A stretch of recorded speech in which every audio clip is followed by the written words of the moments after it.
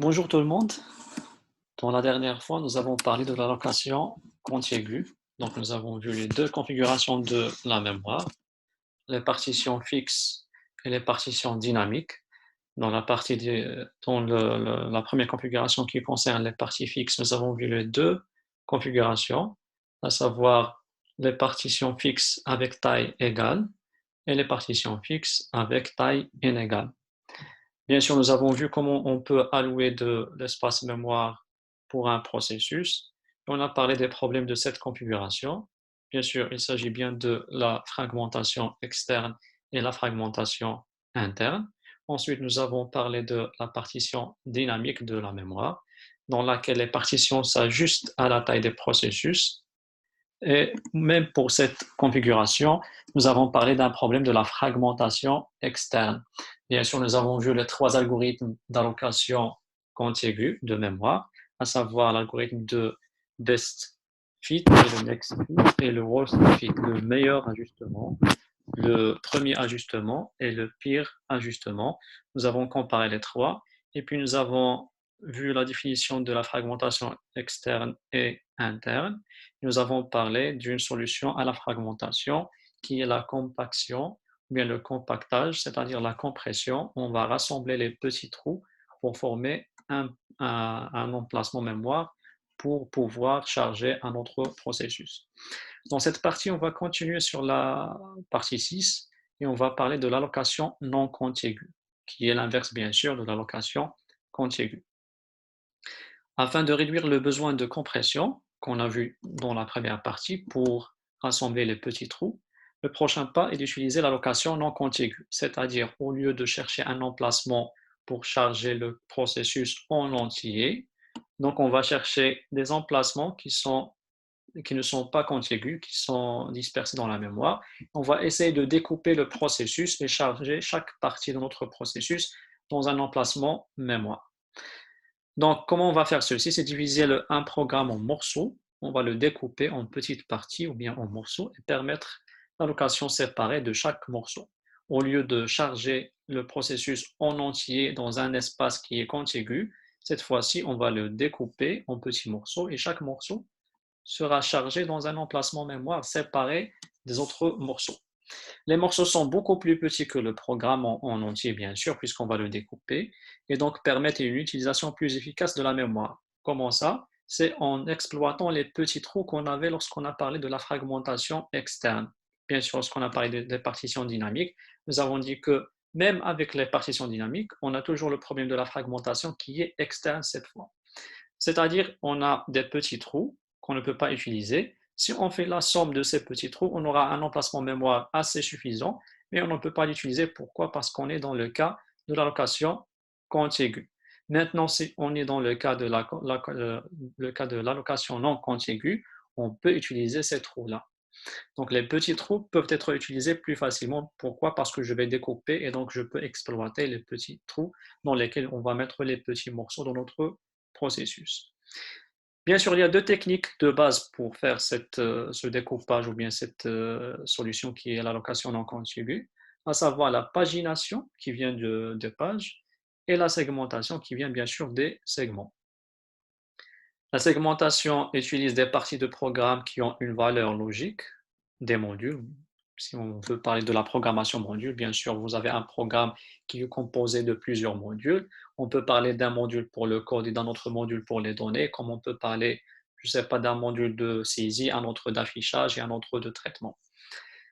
Par contre, la pagination utilise des parties de programme arbitraires, morcellement du programme en pages de longueur fixe, contrairement aux segments qui ont des longueurs qui varient. Bien sûr, d'un segment à un autre, la taille n'est pas la même.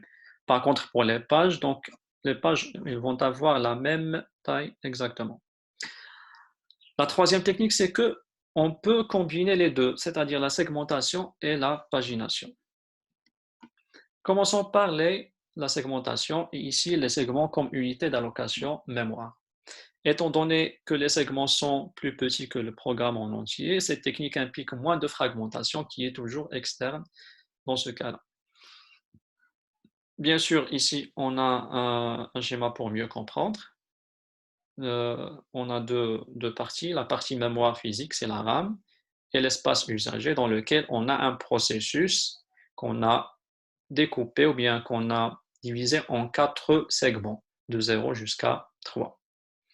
Bien sûr, par la suite, je peux charger les différents segments de notre processus dans les emplacements mémoire libres. Par exemple, je peux charger le segment 0 ici, ensuite le segment 1 ici, le segment 2 juste après le segment 1 et le segment 3 juste après le segment 0. Donc, si on fait un pas en arrière et on revient à la partie de l'allocation contiguë, c'est-à-dire le processus ne sera pas divisé en 4, donc on va le garder en entier, et on va se poser la question, est-ce qu'on peut dans ce cas-là faire le chargement de notre processus dans la mémoire physique? Bien sûr, sans parler de la segmentation. La réponse est non, puisque la taille du processus en entier dépasse l'emplacement mémoire disponible ici et dépasse l'emplacement mémoire disponible ici. C'est pour ça qu'on a eu recours à la segmentation et on a divisé le processus en 4 segments. Ainsi, on a pu charger 2 segments dans cette partie et les 2 qui restent dans l'autre partie. Parlons maintenant des mécanismes pour la segmentation. Donc, on a déjà parlé de la traduction d'adresse logique ou virtuelle en une adresse physique. Bien sûr, ici, on peut dire la même chose puisque le processus sera divisé en segments. On aura besoin de traduire les adresses logiques ou bien virtuelles en adresses physiques. Pour cette raison, on a un tableau de segments.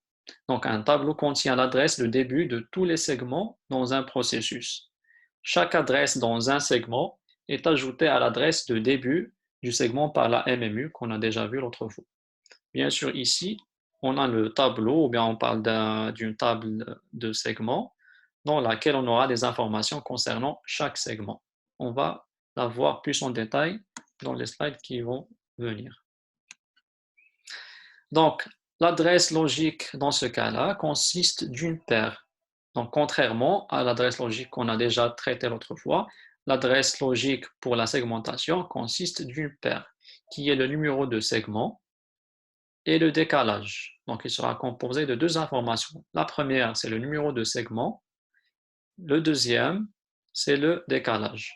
Qu'est-ce qu'on veut dire par le décalage? C'est l'adresse dans le segment. Bien sûr, le segment, il peut contenir des instructions, ou bien il peut s'agir d'un segment de données. Et donc, chaque donnée ou bien chaque instruction possède une adresse. C'est le décalage qu'on veut dire ici. Le tableau des segments contient des descripteurs de segments qui sont entre autres l'adresse de base, c'est l'adresse physique à partir de laquelle commence notre segment, la longueur du segment pour ne pas la dépasser, donc il nécessite combien de mémoire, et des informations de protection. Dans le PBC ou bien le PCB qu'on a déjà vu du processus, il y aura un pointeur à l'adresse en mémoire du tableau des segments. Bien sûr, on doit pouvoir accéder à ce tableau de segments à chaque fois qu'on veut faire la traduction. Et donc, un pointeur sur ce tableau sera toujours dans le PBC du processus. En plus de ce pointeur, il y aura aussi le nombre de segments dans le processus. Bien sûr, pour chaque processus, on doit savoir il est composé de combien de segments. Au moment de la commutation de contexte qu'on a déjà vu, c'est lorsque le processus libère l'unité centrale pour un autre processus. Ces informations seront chargées dans les registres appropriés de l'unité centrale. Un exemple pour mieux comprendre. Donc ici, on a 2 processus. Le processus P1 qui est composé de 2 segments, le segment 0 et le segment 1. De même pour le processus P2, donc qui est composé en 2 segments, ou bien de 2 segments, le segment 0 et le segment 1 aussi. Donc ici, il s'agit de la mémoire logique, c'est l'espace d'adressage de ces 2 processus. Et ici, on a la mémoire physique. Bien sûr, si vous remarquez, le premier processus, on l'a décomposé en 2 parties, ou bien en 2 segments, segment code et segment données par exemple. La même chose pour le deuxième processus, segment code et segment données.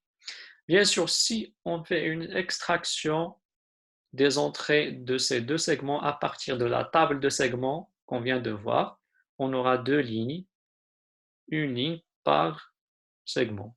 Ici, le 0, c'est le numéro de notre segment, le 1, c'est le numéro de notre segment. Ici, on a deux informations. La base, c'est l'adresse de base, c'est l'adresse physique à partir de laquelle commence le segment. Et la limite ou bien la longueur de notre segment, la taille de notre segment. Il nécessite combien de mémoire? De même pour le segment 1, donc l'adresse de base, c'est l'adresse à partir de laquelle il commence, et sa longueur ou bien sa taille. De même pour le deuxième processus, si on fait une extraction des entrées de ces deux segments à partir de la table de segments, on aura deux lignes. 0, c'est pour le segment 0. Donc l'adresse de base, c'est ce qu'on voit ici, avec la longueur. Et l'adresse de base pour le deuxième segment, le segment 1, c'est cette adresse avec la longueur ou bien la limite, c'est la même chose. Bien sûr, ici, puisqu'on commence à cette adresse 43 062, et la longueur ou bien la taille est de 25 286. Donc, si on fait la somme, donc on ne peut rien écrire ou bien on ne peut pas charger un autre segment qu'à partir de cette adresse 68 348, qui est le résultat de l'addition de la base et la limite.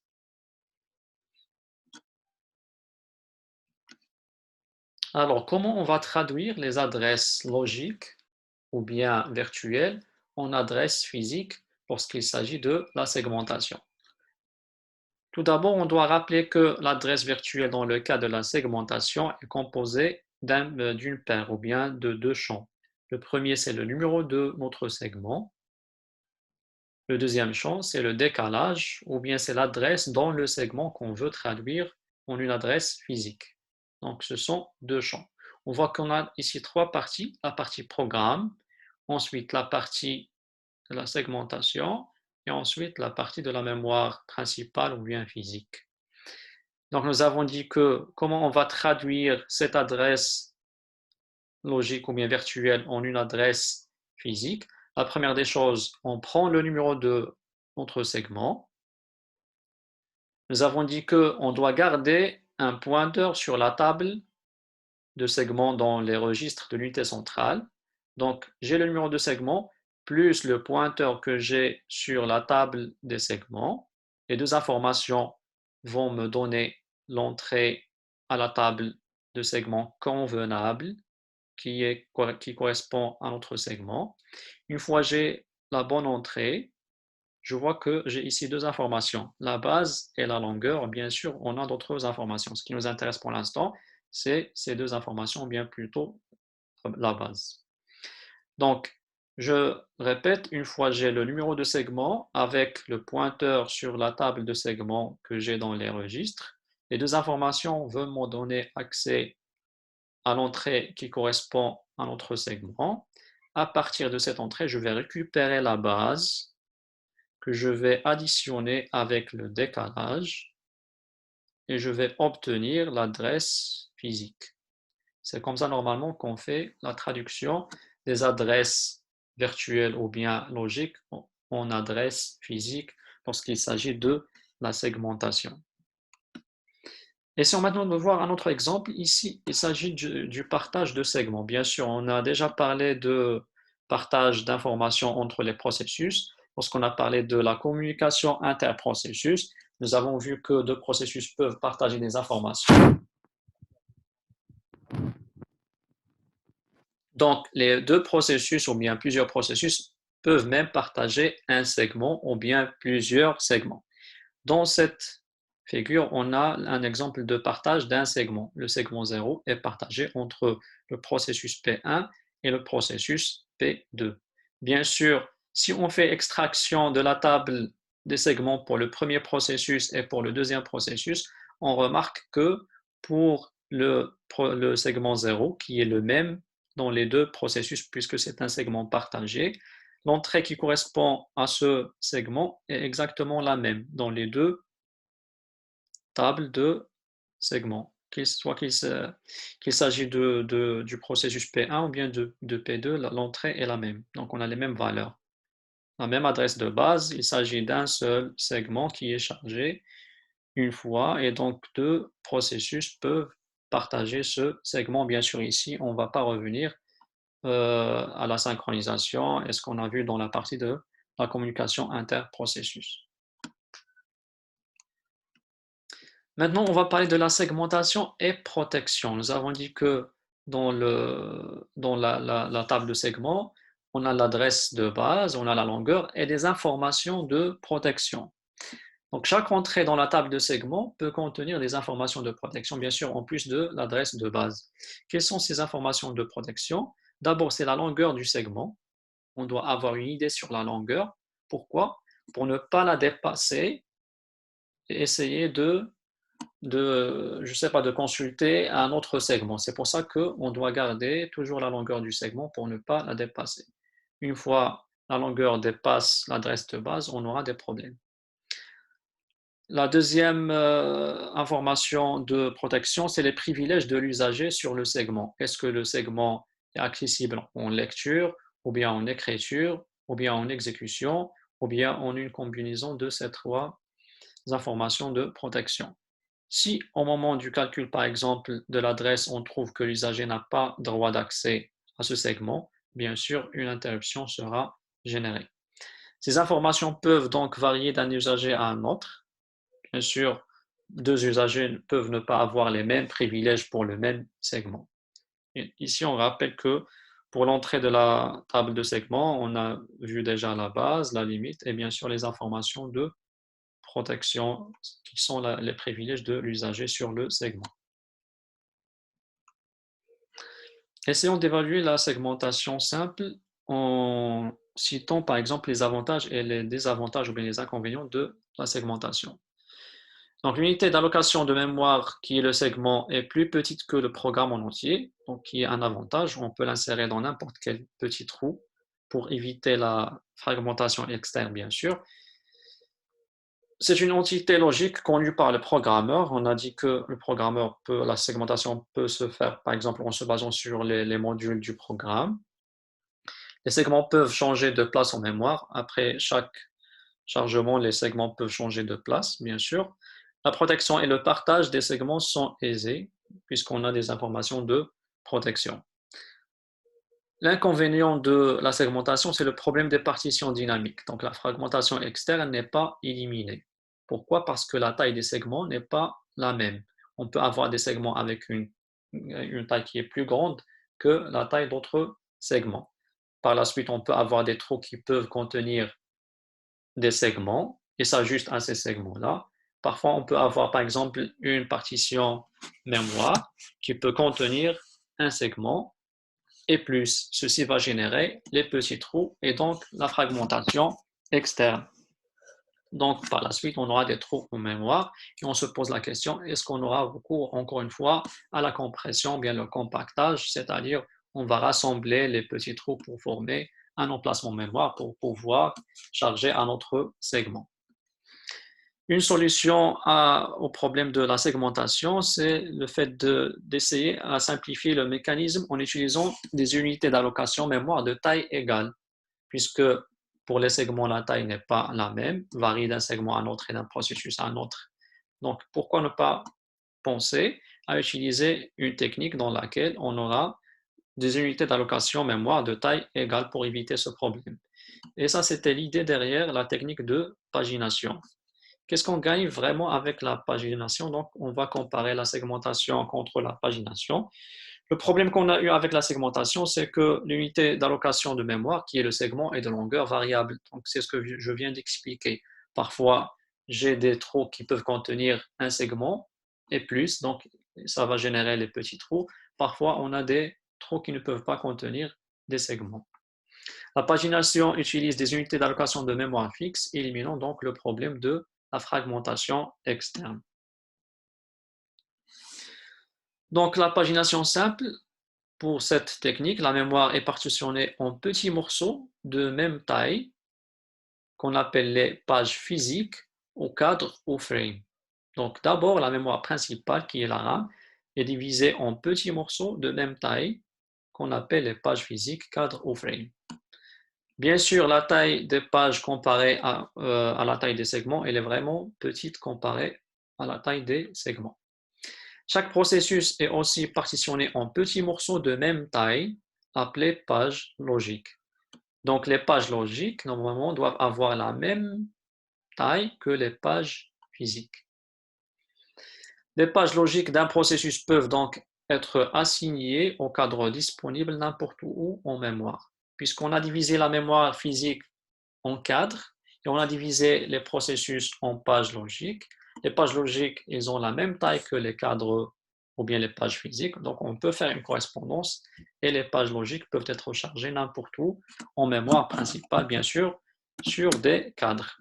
Par conséquent, un processus peut être éparpillé n'importe où dans la mémoire physique. Bien sûr, j'aurai le processus qui est chargé dans différents cadres dans notre mémoire physique. Et la fragmentation externe, bien sûr, sera dans ce cas-là, elle sera éliminée. Donc, voici un exemple de chargement de processus dans le cadre, bien sûr, toujours de la pagination. Ici, j'ai la mémoire physique qu'on a découpée, ou bien on a divisé en 15 cadres, numérotés de 0 jusqu'à 14, donc 15 cadres, 15 pages physiques. Bien sûr, j'ai d'autres processus A, B, C. Pour les charger, je dois les diviser en pages logiques. J'ai pris par exemple le processus A, je l'ai divisé selon la taille des cadres qu'on a utilisé ici. Donc, on va diviser le processus A. Ça va nous donner 4 pages logiques qu'on va charger dans 4 cadres ou bien dans 4 pages physiques. Donc, j'ai chargé le premier processus. Ensuite, il y a un deuxième processus qui arrive, c'est le processus B. Je vais le diviser sur la taille des cadres. Ça va donner 3 cadres. Donc, j'ai chargé ensuite le processus B. Et ensuite, j'ai fait la même chose avec le processus C. Donc, on voit clairement qu'il nous reste seulement 4 cadres qui sont disponibles. Donc, on a utilisé 11 cadres et il nous reste 4. Ensuite, on va supposer que le processus B se termine ou bien est suspendu. C'est-à-dire, il va libérer les 3 pages qu'il occupe, ou bien les 3 cadres qu'il occupe. Une fois il les libère, donc un autre peut les utiliser. Nous pouvons maintenant transférer en mémoire un processus D qui demande 5 cadres. Bien sûr, ici, après la suspension du processus B, on a ici 3 cadres qui sont disponibles et 4 cadres qui sont disponibles. Mais ils ne sont pas contigus, ils sont séparés. Si on était dans le cadre de l'allocation contiguë, je ne peux jamais charger le processus D dans la mémoire. Mais maintenant, je rappelle qu'on est dans le cadre de l'allocation non contiguë, c'est-à-dire je peux charger le processus séparément.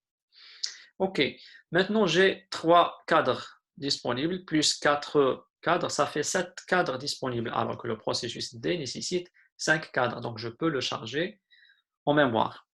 Donc je charge les 3 cadres, les 3 premiers, dans les 3 premières pages, je vais les charger dans ces 3 cadres. Il nous reste 2 pages qu'on va charger dans ces 2 cadres. Ceci donne cette figure. La fragmentation externe est limitée au cas où le nombre de pages disponibles n'est pas suffisant pour exécuter un programme en attente.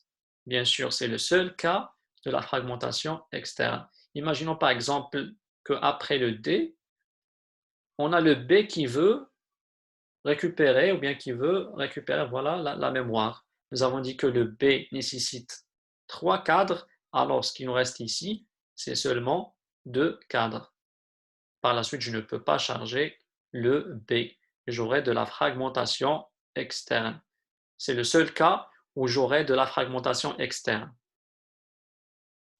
Alors, pour la fragmentation interne, seule la dernière page d'un processus peut souffrir de fragmentation interne.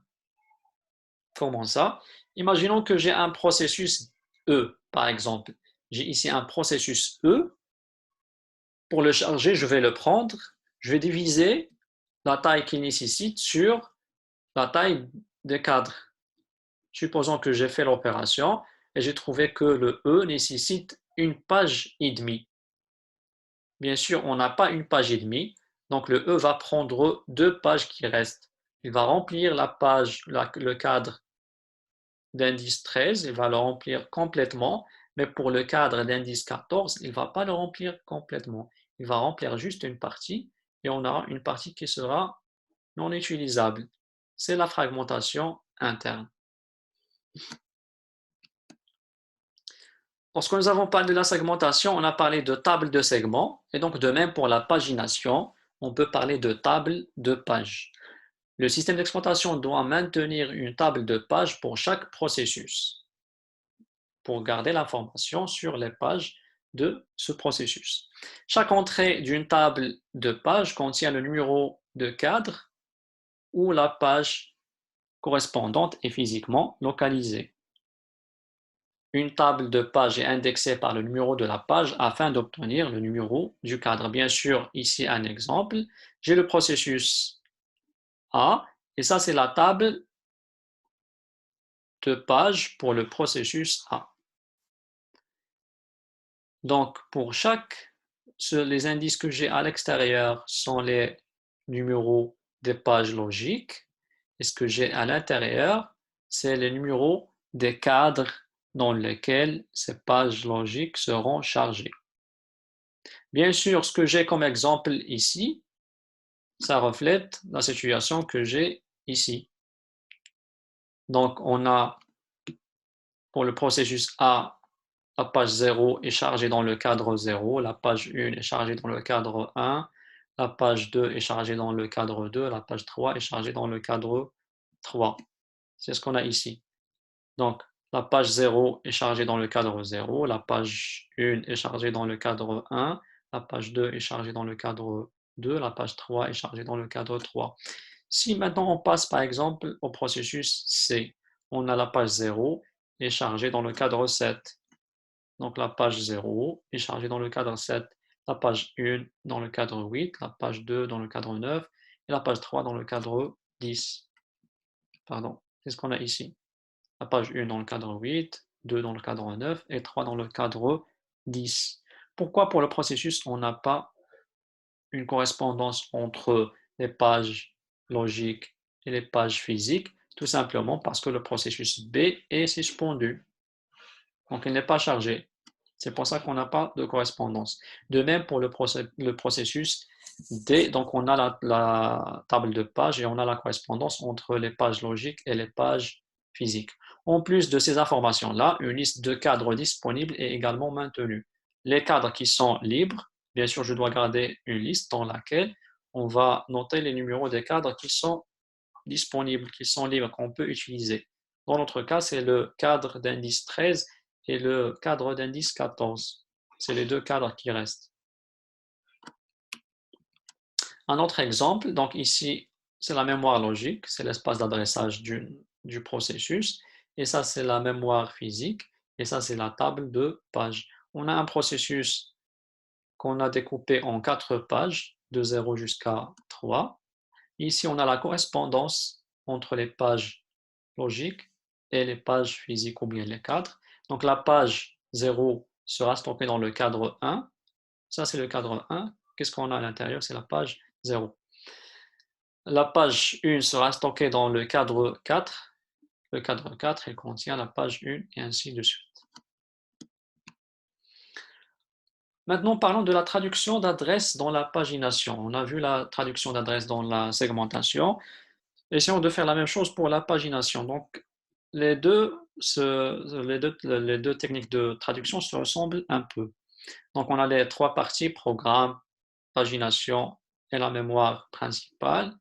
Ici, l'adresse virtuelle ou bien l'adresse logique est composée encore une fois de deux champs, le numéro de page au lieu de numéro de segment. Ici, on a le numéro de page et le décalage qui est l'adresse dans la page. Donc, ces deux forment ce qu'on appelle l'adresse virtuelle dans le cas de la pagination. En utilisant bien sûr le numéro de page plus le pointeur sur la table de page, je peux avoir l'entrée dans la table de page correspondante à notre page. Une fois j'ai la bonne entrée, qu'est-ce que je vais récupérer comme information? Le numéro de notre cadre ou bien le numéro de notre page physique. Donc, je vais prendre le numéro de notre page physique avec le décalage. Ceci va former notre adresse physique qu'on cherche. C'est comme ça qu'on fait la traduction d'adresse dans la pagination. Bien sûr, la différence entre les deux, c'est que dans dans la segmentation, on a fait l'addition. On a fait l'addition de la base et l'offset et le décalage. Et pour la pagination, il n'y a pas d'addition à faire. On va rassembler les deux, concaténer les deux pour avoir l'adresse physique. Encore une fois, la comparaison de traduction entre la segmentation et la pagination. Je commence avec la pagination. J'ai ici une adresse logique sur 16 bits, 2 octets. J'ai ici 6 bits pour le numéro de page et j'ai les 10 bits pour le décalage. En utilisant le numéro de page, je consulte la table de page pour récupérer le numéro de cadre. Le numéro de cadre plus le décalage vont former l'adresse physique. Pour la segmentation, donc j'ai 4 bits pour le numéro de segment et j'ai 12 bits pour le décalage. Le numéro de segment va me permettre de récupérer la base. Une fois que j'ai la base, je vais faire une addition avec le décalage pour avoir l'adresse physique. Une dernière comparaison entre les deux techniques de segmentation simple et de pagination simple. La pagination se préoccupe seulement du problème du chargement, tandis que la segmentation vise aussi le problème de liaison, donc la liaison entre les segments. La segmentation est visible au programmeur. Nous avons parlé de segmentation en se basant sur les modules du programme, mais la pagination ne l'est pas. Elle est arbitraire, donc la division se fait d'une façon arbitraire. Le segment est une unité logique de protection et partage, tandis que la page ne l'est pas. Bien sûr, on n'a pas parlé de protection lorsqu'on a parlé de la pagination, alors que pour la segmentation, on a vu les informations de protection, à savoir la longueur et les privilèges de l'usager.